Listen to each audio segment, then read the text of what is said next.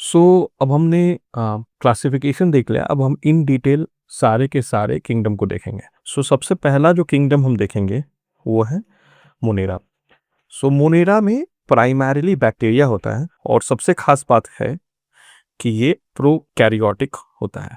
ठीक है, अब सेल्स के दो तरह होते हैं, प्रोकैरियोटिक और यूकैरियोटिक। दोनों का डिफरेंस हम लोग आगे पढ़ेंगे, बट याद रखना कि ये प्रोकैरियोटिक होते हैं। These are prokaryotic cells, primarily जो बैक्टीरिया होते हैं। ठीक है, उसके बाद जो ये मोनेरा होता है, जो बैक्टीरिया होते हैं, ज़्यादातर इनको अलग अलग तरह से हम वो करते हैं, क्या कहते हैं उसको, क्लासिफाई करते हैं। एक इनके शेप के बेसिस पे हम क्लासिफाई कर सकते हैं। शेप के बेसिस पे अगर इनका शेप स्फेरिकल है, यानी कि गोल आकार का शेप है, तो इसको कोकाई बैक्टीरिया या कोकस कहते हैं। ठीक है, बहुत इंपॉर्टेंट नहीं है, बट जस्ट बिकॉज मेंशन है इसलिए पढ़ा रहे हैं। फिर रॉड शेप का हो सकता है, ये गोल गोल गोल ऐसा शेप, रॉड शेप को बैसिलस कहते हैं। ठीक है, कुछ बैक्टीरिया जो होते हैं कॉमर शेप के होते हैं। कॉमर शेप के बैक्टीरिया को हम लोग विब्रियो कहते हैं। बहुत एग्जाम्पल इंपॉर्टेंट है, विब्रियो कॉलरा, जो कॉलरा डिजीज होता है वो विब्रियो कॉलरा नाम के बैक्टीरिया से होता है। और ये जो विब्रियो कॉलरिया बैक्टीरिया है,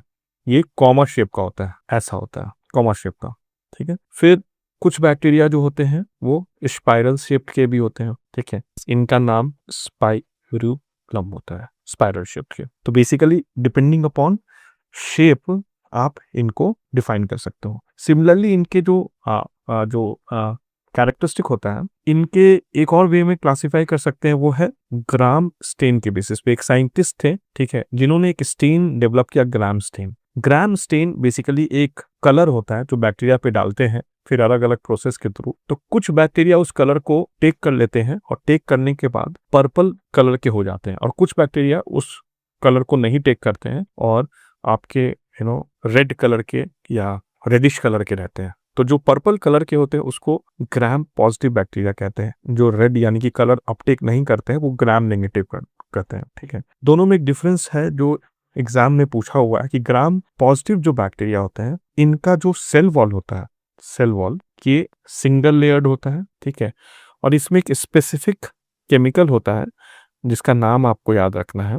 उस स्पेसिफिक केमिकल का नाम होता है टिकोइक एसिड। तो टिकोइक एसिड इसमें होता है जिसके कारण ये ग्राम पॉजिटिव हो जाते हैं। जो ग्राम नेगेटिव होते हैं, जो ये कलर नहीं लेता है, उनका जो सेल वॉल होता है वो ट्रिपल लेयर का, यानी कि 3 लेयर का सेल वॉल होता है, और इसमें टिकोइक एसिड नहीं होता है। ठीक है, इसके बेसिस पे हम शेप के बेसिस पे, ग्राम स्टेन के बेसिस पे कर सकते हैं। कुछ और पॉइंट कि ज़्यादातर जो ये बैक्टीरिया होते हैं, इनका स्ट्रक्चर जो होता है वो बड़ा सिंपल सा होता है ना, एक ही सेल में सब कुछ होता है। लेकिन इनका जो मेटाबॉलिक फंक्शंस होते हैं, मेटाबॉलिक फंक्शन जो होते हैं, ये बड़े कॉम्प्लेक्स होते हैं। आप सोचो कि हम ह्यूमन बींग्स में अलग अलग तरह के सेल अलग अलग तरह का काम करते हैं। इसमें ये एक सिंगल सेल को सारा काम करना है, रिप्रोडक्शन भी करना है, खाना भी करना है, मेटाबॉलिक फंक्शन भी करना है। तो इस स्ट्रक्चरली सिंपल है, बट मेटाबॉलिक फंक्शन वाइज ये जो मोनेरा होता है ये बड़ा कॉम्प्लेक्स होता है। ठीक है, ज्यादातर ये जो होते हैं, और ये क्वेश्चन एग्जाम में पूछा जाएगा, ठीक है, ये ज्यादातर हेटेरोट्रॉप्स होते हैं, यानी कि अपना खाना खुद नहीं बनाते हैं। ठीक है, लेकिन कुछ इसमें ऑटोट्रॉप्स भी होते हैं। पूरी तरह से हेटेरोट्रॉप ग्रुप नहीं है ज्यादातर, लेकिन हेटेरोट्रॉप्स है। ठीक है, अब इसमें हेटेरोट्रॉप और ऑटोट्रॉप के बेसिस पे हम बताएंगे कि कैसा क्या होता है, बट याद रखना, और यही क्वेश्चन पूछा जाएगा कि ज्यादातर ये हेटेरोट्रॉप होते हैं। ठीक है, अगर इनकी सेल वॉल की बात करें, ठीक है, सेल वॉल में सबसे इंपॉर्टेंट है, जो मैंने बोला था, अमाइनो एसिड पाया जाता है, बेसिकली पेप्टिडोग्लाइकन। समझने में आसान होगा, ग्लाइकेन मतलब ग्लूकोज, ठीक है, कार्बोहाइड्रेट, और पेप्टिडो मतलब पेप्टाइड बॉन्ड, जो कि अमाइनो एसिड, यानी कि प्रोटीन भी होता है और ग्लूकोज भी होता है इनके में।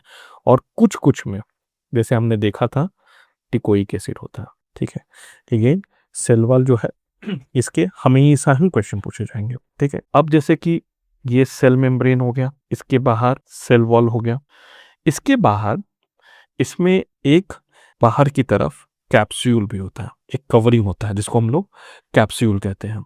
ठीक है, कैप्सूल कहते हैं। ठीक है, ये हो गया कैप्सूल। कैप्सूल क्या होता है, ये जो है, ये जो सेल वॉल के बाहर एक और कवरिंग होती है उसको कैप्सूल कहते हैं। ये क्या चीज का बना होता है, ग्लाइको कैलिक्स का बना होता है। ठीक है, अब इसमें इसके ऊपर कुछ अपेंडेजेस होते हैं, ठीक है। अपेंडेजेस मतलब इसके ऊपर किस तरह का स्ट्रक्चर होता है वो भी बताते हैं। अब कुछ तो बैक्टीरिया में ऐसे छोटे छोटे बाल की तरह होते हैं पूरे बॉडी में, ठीक है। इसको क्या कहते हैं? जो छोटे छोटे बाल होते हैं पूरे बॉडी में, इस छोटे छोटे बाल को कहते हैं फिब्रिया, ठीक है, फिब्रिया, ठीक है। इसके बाद कभी कभार किसी बैक्टीरिया में तुम्हारे ऐसे बड़े से कुछ होते हैं, ठीक है। ये बड़ा सा जो होता है इसको क्या कहते हैं? इसको कहते हैं फ्लैजेला, ठीक है। और एक और तीसरे तरह का होता है, और ये बहुत इंपॉर्टेंट है, एग्जाम में एकदम पूछा जाएगा, ठीक है।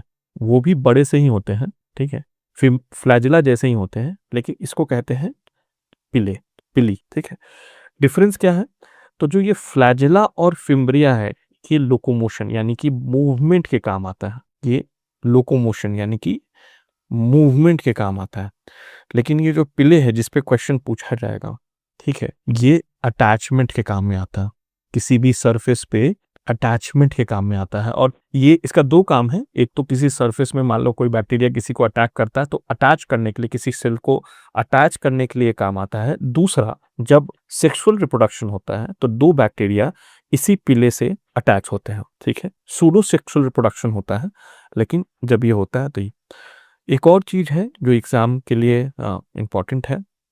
इनके अंदर जो मटेरियल होता है, ठीक है, क्योंकि ये प्रोकैरियोटिक सेल है, क्योंकि ये प्रोकैरियोटिक सेल है, तो इसका जो न्यूक्लियर मेम्ब्रेन नहीं होता है, बहुत इंपॉर्टेंट है। न्यूक्लियर मेम्ब्रेन जो होता है इसमें नहीं होता है। और जो जेनेटिक मटेरियल होता है, ये जेनेटिक मटेरियल होता है, इसको कहते हैं न्यूक्लियोइड, क्योंकि वो साइटोप्लाज्म में फ्रीली मूव कर रहा होता है।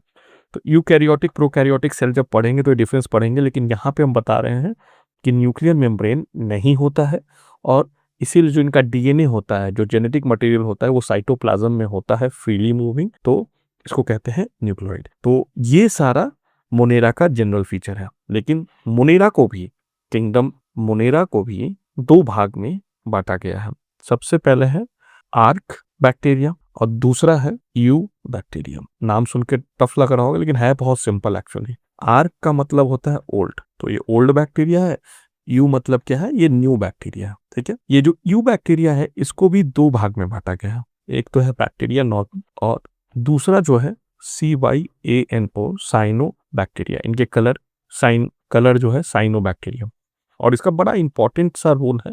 अभी हम देखेंगे थोड़ी देर में क्यों साइनो बैक्टीरिया बहुत ही इंपॉर्टेंट है। जबरदस्त इसका एक कैरेक्टरिस्टिक है जो हमारे लिए भी बहुत है, एज ए ह्यूमन बीइंग भी, मतलब आदमी लोग के लिए भी ये साइनो बैक्टीरिया बहुत इंपॉर्टेंट है। अभी थोड़ी देर में इसको हम बताएंगे। तो ये जो हो गया मुनेरा हो गया। एक एक करके सबके बारे में पढ़ते हैं। सबसे पहले तो हम जो पहला पढ़े हैं आर्क बैक्टीरिया, ठीक है। आर्क बैक्टीरिया के बारे में पढ़ते हैं।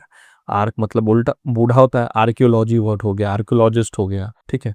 तो आर्क बैक्टीरिया का जो सबसे इंपॉर्टेंट चीज जो तुमको समझना है कि ये मोस्ट प्रीमिटिव बैक्टीरिया है, सबसे पुराने बैक्टीरिया है, बूढ़े दादा लोग हैं, ठीक है। लेकिन ये इतने पुराने हैं फिर भी क्यों एग्जिस्ट करते हैं? क्योंकि जो मोस्ट हार्श कंडीशन है, ठीक है, कहीं जहाँ टेम्परेचर -100 डिग्री है, -50 डिग्री है, कहीं जहाँ टेम्परेचर बहुत हाई है, कहीं जहाँ पे ऑक्सीजन ही नहीं है, वो ऐसे जगह पे जहाँ पे कोई भी नॉर्मल लिविंग थिंग्स नहीं सरवाइव कर सकती है, वहाँ पे ये रहते हैं, ठीक है, वहाँ पे ये रहते हैं। तो ये हो गया आर्क बैक्टीरिया का दो इंपॉर्टेंट फीचर। अब आर्क बैक्टीरिया को भी देखा जाए तो तीन इंपॉर्टेंट टाइप के आर्क बैक्टीरिया होते हैं। बायोलॉजी में यही चीज है, रटना बहुत होता है, लेकिन अगर समझ के रटोगे तो बिल्कुल ही आसानी से रट सकते हो। तो तीन कौन कौन से अलग अलग तरह के आर्क बैक्टीरिया होते हैं? सबसे पहला होता है मीथैनोजेंस, ठीक है, नाम समझाते हैं अभी थोड़ी देर में। दूसरा होता है हैलोफाइट्स, और तीसरा होता है थर्मोफाइट। अब मेडिकल में ना क्या होता है कि अगर वर्ड को तोड़ के समझ सको तो सबसे आसानी से तुमको समझ में आएगा। फाइल का मतलब क्या होता है? कहीं पे भी फाइल है, फाइल का मतलब होता है लव, लव, ठीक है। थर्मो मतलब हीट, तो हीट लिविंग बैक्टीरिया को क्या कहेंगे? Thermophilic bacteria. हेलो, हेलो मतलब होता है सॉल्ट, ठीक है, ऑर्गेनिक केमिस्ट्री में पढ़ोगे इसको। हेलोफाइल्स का मतलब होता है ऐसे बैक्टीरिया जो सॉल्ट को प्यार करते हैं, ठीक है, सॉल्टी कंडीशंस में पाए जाएंगे। मिथैनो मतलब मीथेन, और जेंस मतलब की जनरेशन, ऐसी बैक्टीरिया जो मीथेन को प्रोड्यूस करे, इसको क्या कहते हैं? मिथैनोजेंस, ठीक है। एक एक करके इनके बारे में पढ़ते हैं। तो ये जो मिथैनोजेंस होता है, ये और ये क्वेश्चन एग्जाम में आया हुआ है, ऑब्लिगेट एंड एरोब्स होते हैं, ठीक है। एरोबिक एनारोबिक ऑर्गेनिज्म पढ़े हो। एनएरोब मतलब जिसको ऑक्सीजन नहीं चाहिए, सोच के देखो, इसको ऑक्सीजन नहीं चाहिए। ऑब्लिगेट मतलब कि इसको अगर ऑक्सीजन मिलेगा तो ये मर जाएगा, मतलब इसको ऑक्सीजन मिलेगा तो मर जाएगा, ठीक है। ऑब्लिगेट एनारोब, अब ह्यूमन बीइंग क्या हो गया, ऑब्लिगेट एरोब हो गया, मतलब हमको ऑक्सीजन चाहिए, हमको ऑक्सीजन नहीं मिलेगा तो मर जाएंगे, ठीक है। तो ये है ऑब्लिगेट एनारोब। अब ऑब्लिगेट एनारोब है तो कहाँ पाए जाएंगे भाई, और यही क्वेश्चन पूछा जाएगा। ये जो गट, ठीक है, पेट में जो तुम्हारे काउज होते हैं, गाय होता है या बफेलो होता है, इनके पेट में पाया जाता है। और करते क्या है भाई, गाय का गोबर तो सब लोग सूंघे हो, कैसा लगता है, उसमें क्या होता है, मीथेन गैस ही तो होता है, मीथेन गैस, बायोगैस। और वो कौन बनाता है, वो यही बनाते हैं, ठीक है। गाय के गोबर में जो डंक होता है वो यही बनाते हैं। और यही क्वेश्चन जो मीथेन बनाता है वो कौन सा बैक्टीरिया बनाता है, उस बैक्टीरिया का क्या फीचर है, यही क्वेश्चन जो है तुमसे पूछा जाएगा। ऑब्लिगेट एनारोब होते हैं, मीथेन बनाते हैं, मिथेनोजेंस बनाते हैं, कि आर्क बैक्टीरिया का टाइप है। यही क्वेश्चन तुमसे बार बार पूछा जाएगा। चलो, हेलोफाइल तो हम पहले ही बता दिए हैं, सॉल्ट लॉबिंग होते हैं, जहाँ पे भी सॉल्ट का कंसंट्रेशन ज़्यादा होगा, ठीक है, जैसे कि सी हो गया, वहाँ पे ये हेलोफाइल्स पाए जाएंगे। और थर्मोफाइल, ये जैसे कि हॉट सल्फर स्प्रिंग, ठीक है। हॉट सल्फर स्प्रिंग मतलब कहीं कहीं जमीन से पानी, जैसे अपने राजगीर में गर्म पानी निकलता है, वो ऐसी जगह पे जहाँ बॉइलिंग वाटर है, ठीक है, वहाँ पे ये तुमको थर्मोफाइल बैक्टीरिया मिलेंगे। तो ये आर्क बैक्टीरिया है। अब एक चीज जो है, जो कमाल का है, और जो तुमको आर्क बैक्टीरिया के बारे में पढ़ना है, हमने क्या पढ़ा था भाई, कि सेल वॉल में पेप्टिडोग्लाइकेन होना जरूरी है मोनेरा के लिए। इनके सेल वॉल में पेप्टिडोग्लाइकेन नहीं होता, और यही क्वेश्चन फिर पूछा जाएगा, है ना, कि कौन सा ऐसा बैक्टीरिया है जिसमें पेप्टिडोग्लाइकेन नहीं होता है। तो क्लियर हो गया, ये सारा कुछ तुमको आर्क बैक्टीरिया के बारे में जानना है। अब आते हैं यू बैक्टीरिया, ठीक है। यू मतलब कि न्यू बैक्टीरिया, ठीक है। तो जितना भी हम ज्यादा चीज पढ़े हैं वो इन्हीं के बारे में पढ़े हैं। जिनका रिजिड सेल वॉल होता है, पेप्टिडोग्लाइकन होता है सेल वॉल में, और लोकोमोशन के लिए फ्लैजेलम भी होता है, अगर वो मोटाइल है। अगर मोटाइल नहीं है तो फ्लैजेलम नहीं होगा, समझ गए। तो प्लस माइनस का मतलब है कि हो भी सकता है, नहीं भी हो सकता है। अब इसमें जो एक बहुत इंपॉर्टेंट वो है कि इनका न्यूट्रिशन, ठीक है, न्यूट्रिशन। तो हम बताए थे कि मैक्सिमम लोग जो है इसमें हेटेरोट्रॉपिक होते हैं, यानी कि अपना खाना खुद नहीं बनाते हैं। तो हेटेरोट्रॉपिक भी फर्दर 3 तरह के होते हैं। एक तो होता है सैप्रोफिटिक। सैप्रोफिटिक मतलब क्या है, कि एक तरह से कहीं पे रहते हैं और जो उनका बचा हुआ खाना उसको खा लेते हैं, जैसे शेर मार के खाया, बच गया तो गिद्ध खा लिया, ठीक है। दूसरा है सिम्बियोटिक। सिम्बियोटिक मतलब क्या है, कि साथ साथ खाते हैं, ठीक है, और उसको हेल्प भी करते हैं। जैसे कि बहुत सारे, मतलब सिम्बियोसिस मतलब कि एक प्लस का रिश्ता है, एक अच्छा रिश्ता है दोनों में, कि बैक्टीरिया तुम्हारे पेट में है और वो तुम्हारे खाने को भी पचाने में मदद करता है, तो तुम्हारा भी फायदा हो गया, और खुद भी खाना उससे ले लिया तो तुम्हारा भी फायदा है, मेरा भी फायदा है। तो ये सिम्बियोटिक हो गया। और लास्ट होता है पैरासिटिक। पैरासिटिक मतलब कि तुम्हारे ऊपर रहेगा और तुम्हारा खाता रहेगा, तुमको कोई फायदा नहीं हो। जितने भी डिजीज कॉजिंग बैक्टीरिया हैं, ठीक है, वो किस टाइप के होंगे, वो पैरासिटिक बैक्टीरिया होंगे, वो सिम्बियोटिक नहीं होंगे। सिम्बियोटिक बैक्टीरिया तुमको फायदा करता है, जो पेट में भी हम लोग बोलते हैं ना गुड बैक्टीरिया, तो वो सिम्बियोटिक बैक्टीरिया होता है। जो बीमारी करता है वो पैरासिटिक। तो यहाँ पे तुमको एक चीज हमेशा याद रखना है कि हर बैक्टीरिया खराब नहीं होता, गुड बैक्टीरिया भी होता है, बैड बैक्टीरिया भी होता है। तो एक दो एग्जाम्पल, जैसे कि विब्रियो कॉलरा, या टाइफॉइड का बैक्टीरिया सैल्मोनेला टाइफी। तो हम जो भी पढ़ा रहे हैं एक बार एनसीईआरटी जरूर देखना, ताकि अगर इसका कोई एडिशनल एग्जाम्पल हो तो वो जरूर याद कर लेना। तो ये जो है, ये सिम्बियोटिक बैक्टीरिया का एग्जाम्पल राइजोबियम या फिर फ्रैंकल, ठीक है, ये बैक्टीरिया हो गया। अब इसमें आते हैं कि जो दूसरा है हेटेरोट्रॉपिक में, फिर दूसरा एक आता है ऑटोट्रॉपिक। ऑटोट्रॉपिक मतलब कि वो बैक्टीरिया जो अपना खाना खुद बनाते हैं। तो ऑटोट्रॉपिक भी 2 तरह के होते हैं, एक तो हो गया कीमो ऑटोट्रॉपिक, और दूसरा हो गया फोटो ऑटोट्रॉपिक। फोटो ऑटोट्रॉपिक मतलब कि जो खाना सन की मदद से, तो इसमें थोड़ा बहुत क्लोरोफिल जैसा कुछ भी होगा, ठीक है। तो फोटोट्रॉपिक बैक्टीरिया का एग्जाम्पल जो है, जो तुमको याद करना है एग्जाम के लिए, एक तो पर्पल बैक्टीरिया आएगा और ग्रीन सल्फर बैक्टीरिया आएगा, ठीक है। अब आओ कीमो। ये बड़ा इंपॉर्टेंट है कि ये जो कीमो है, ये क्या करते हैं कि रॉ केमिकल्स को ये यूज करते हैं। तो चाहे एटमॉस्फेयर से ऑक्सीजन लेंगे और उसको अमोनिया में बदल के प्लांट के न्यूट्रिशन के लिए, जैसे कुछ होता है जैसे भी प्लांट्स को अमोनिया चाहिए फॉर न्यूट्रिशन, ठीक है, तो वो अमोनिया प्लांट डायरेक्ट नहीं बना पाता, यही जो बैक्टीरिया है, ठीक है, जैसे तुम्हारे लेग्यूम प्लांट्स हो गए, जैसे कि जो दाल वाले प्लांट्स हो गए, वो बहुत सारा हाई इन प्रोटीन होता है, प्रोटीन के लिए अमोनिया चाहिए, तो प्लांट जो हमारे जो अमोनिया है या तो वो फर्टिलाइजर से आएगा, ठीक है, फर्टिलाइजर से अगर नहीं मिल रहा है तो ये जो बैक्टीरिया है यही वो बनाते हैं। ये एक स्पेशल सेल्स के साथ काम करते हैं जिसको कहते हैं हेटेरोसाइट्स। ये एग्जाम्पल पूछा हुआ है, हेटेरोसाइट सेल का नाम है, हेटेरोसाइट्स मतलब हेटेरोसेल्स, और एग्जाम्पल जो है इसका है नॉस्टैक और एमापेरा, ठीक है। तो ये दो बैक्टीरिया है जो केमोट्रॉपिक है। तो जितना भी प्लांट खाना बनाती है, न्यूट्रिशियस खाना बनाती है, कहीं ना कहीं ये कीमो ऑटोट्रॉपिक बैक्टीरिया का रोल होता है। अब यू बैक्टीरिया में एक स्पेशल क्लास होता है जिसके बारे में हम लोग को पढ़ना है, वो है साइनोबैक्टीरिया, ठीक है। साइनोबैक्टीरिया का इसको और ये एग्जाम में तुमसे पूछा जाएगा, इसका एक और नाम है जिसका नाम है ब्लू ग्रीन एल्गे। तो ब्लू ग्रीन एल्गे पे बहुत क्वेश्चंस तुमसे पूछे जाएंगे। तो ब्लू ग्रीन एल्गे का कुछ फीचर जो है जो तुमको जानना है, ये तुम्हारा फोटो सिंथेसिस करता है, तो फोटो सिंथेटिक बैक्टीरिया होते हैं, ठीक है। इसके बाद ये अलग अलग तरह से हो सकते हैं, या तो ये यूनिसेलुलर होंगे यानी कि सिंगल सिंगल सेल होंगे, या फिर ये कॉलोनियल में होंगे, मतलब कि सिंगल सिंगल सेल है लेकिन एक कॉलोनी में रह रहे हैं और चारों तरफ एक तरह का एक म्यूकस सराउंडिंग होगा, ठीक है, लेकिन कॉलोनी में एक साथ है। फिर एक और होगा, ये होगा फिलामेंटस। फिलामेंटस मतलब सारे सेल अपना अलग अलग काम कर रहे हैं लेकिन फिलामेंट में है, ऐसे फिलामेंट में है, ये सेल अलग है, ये सेल अलग है, लेकिन एक फिलामेंट में है। तो इन पर्टिकुलर फीचर्स में ये प्रेजेंट होते हैं, ठीक है। सो ये तुम्हारे ब्लू ग्रीन एल्गे होते हैं, फोटोसिंथेटिक होते हैं, यूनिसेलुलर होते हैं, कॉलोनियल होते हैं और ये होते हैं, ठीक है। अब एक जो कि बैक्टीरिया पे और बहुत इंपॉर्टेंट क्वेश्चन होता है वो होता है रिप्रोडक्शन ऑफ बैक्टीरिया, और यहाँ पे बहुत लेटेस्ट क्वेश्चन बने हुए। तो 3 तरह के रिप्रोडक्शन है, 2 तो तुम्हारे एसेक्सुअल रिप्रोडक्शन है। एसेक्सुअल के लिए 2 है, एक तो है फिजन। फिजन मतलब क्या है, एक बैक्टीरिया डिवाइड होके 2 बन गया, ये 2 डिवाइड होके 4 बन गया, कोई ज्यादा कॉम्प्लिकेशन नहीं, फिजन। और नॉर्मली जो है यही होता है, 99% बैक्टीरियल रिप्रोडक्शन फिजन से होता है।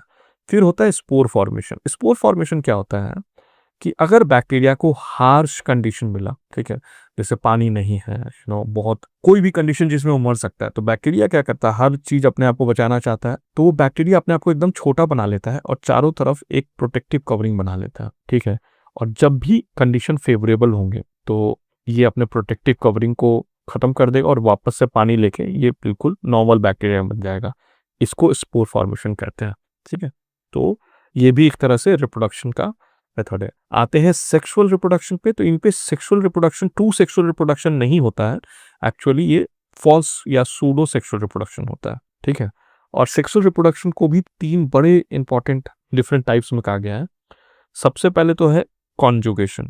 कॉन्जुगेशन मतलब क्या है कि 2 बैक्टीरिया है, ये दोनों कनेक्ट करेगी एक ट्यूब से, और एक बैक्टीरिया का जेनेटिक मटेरियल इसमें आ जाएगा, ये बैक्टीरिया मर जाएगी, ये बैक्टीरिया का दोनों का न्यूक्लियस मिलके एक हो जाएगा और फिर ये डिवाइड कर जाएगा, ठीक है। ये जो प्रोसेस है सबसे अर्लीस्ट सेक्सुअल रिप्रोडक्शन की तरह है और इसको क्या कहते हैं, कॉन्जुगेशन, ठीक है। अगर ये प्रोसेस फिर से समझाते हैं, बेसिकली 2 बैक्टीरिया हैं, दोनों में अपना अपना न्यूक्लियर मटेरियल है, दोनों में क्या होता है कि एक ट्यूब जैसा बनता है और किसी भी एक का दूसरे में चला जाता है, जिसका क्या है वो तो मर गया, बिना न्यूक्लियस के कोई सरगाव भी नहीं कर सकता, और इसके अंदर 2 न्यूक्लियस फ्यूज करके फिर एक सिंगल न्यूक्लियस हो जाता है और तब जाके ये सेल 2 में डिवाइड कर जाता है, ठीक है। तो इसको सेक्सुअल कॉन्जुगेशन। और ऑब्वियसली इसका फायदा क्या है कि मान लो कि एक बैक्टीरिया है जिसपे एक एंटीबायोटिक काम कर रहा है, दूसरा बैक्टीरिया है जिसपे वो एंटीबायोटिक नहीं काम कर रहा है। अब इन दोनों का कॉन्जुगेशन होगा तो जो नया बैक्टीरिया होगा वो रेजिस्टेंट होगा, उस पर वो एंटीबायोटिक काम नहीं करेगा, समझ रहे हो।